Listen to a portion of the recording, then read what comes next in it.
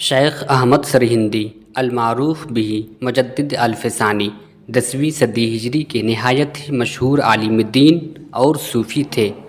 بروز جمعہ 14 شوال المکرم 971 ہجری مطابق 26 مئی 1564 عیسوی کو سرہند پنجاب میں آپ کی ولادت ہوئی۔ آپ کے والد محترم شیخ عبدالاحد بھی ایک ممتاز عالم دین تھے۔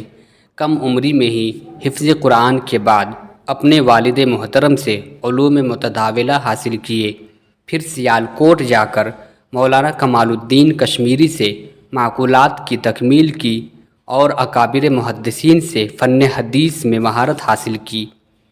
آپ 17 سال کی عمر میں تمام مراحل تعلیم سے فارغ ہو کر درس و تدریس میں مشغول ہو گئے۔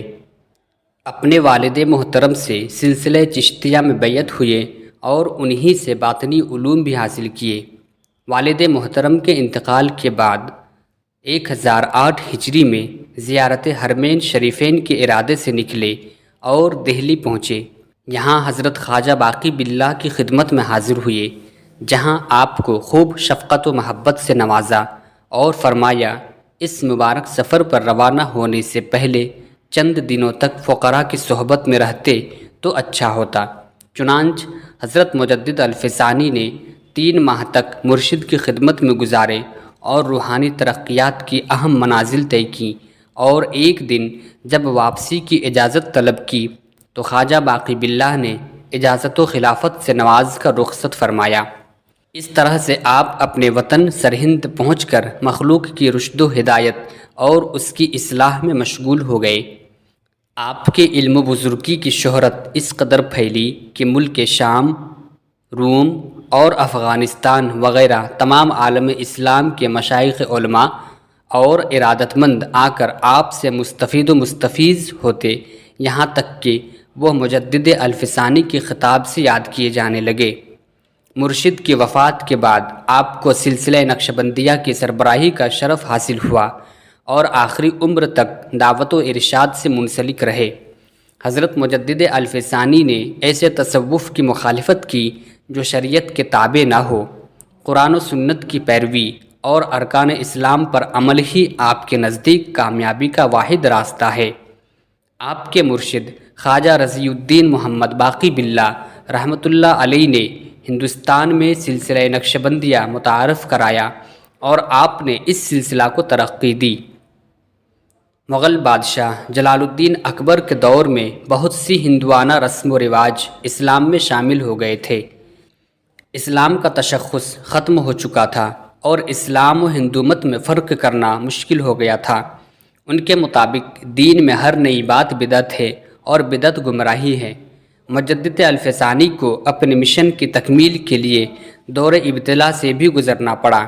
بعض امراء نے مغل بادشاہ جہانگیر کو آپ کے خلاف بھڑکایا اور یقین دلایا کہ آپ باغی ہیں، اور اس کی نشانی یہ بتائی کہ آپ بادشاہ کو تعظیمی سجدہ کرنے کے قائل نہیں ہیں۔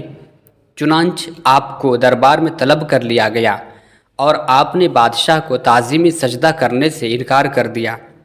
جب بادشاہ نے وجہ پوچھی تو آپ نے فرمایا سجدہ اللہ کے علاوہ کسی اور کے لیے جائز نہیں، یہ اللہ کا حق ہے جو اس کے کسی بھی بندے کو نہیں دیا جا سکتا۔ بادشاہ نے ہر ممکن کوشش کی کہ شیخ جھک جائیں، لیکن مجدد الفسانی اپنے موقف پر ڈٹے رہے۔ بعض امراء نے بادشاہ کو آپ کے قتل کا مشورہ دیا۔ غیر معمولی اثر و رسوخ کی وجہ سے یہ تو نہ ہو سکا، البتہ آپ کو گوالیار کے قلعے میں نظر بند کر دیا گیا۔ آپ نے قلعے کے اندر ہی تبلیغ شروع کر دی اور وہاں کئی غیر مسلم دولت ایمان سے سرفراز ہو گئے۔ قلعہ میں فوج کے اندر بھی آپ کو کافی اثر و رسوخ حاصل ہو گیا۔ بالآخر بادشاہ جہانگیر کو اپنی غلطی کا احساس ہوا اور آپ کو رہا کر دیا۔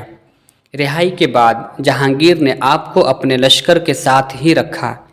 بروز منگل 28 صفر المظفر 1034 ہجری مطابق 10 دسمبر 1624 عیسوی کو وصال فرمائے اور سرہند میں طلوع ہونے والا سورج ہمیشہ ہمیش کے لیے غروب ہو گیا۔ آپ کا مزار سرہند میں مرجع خلائق ہے۔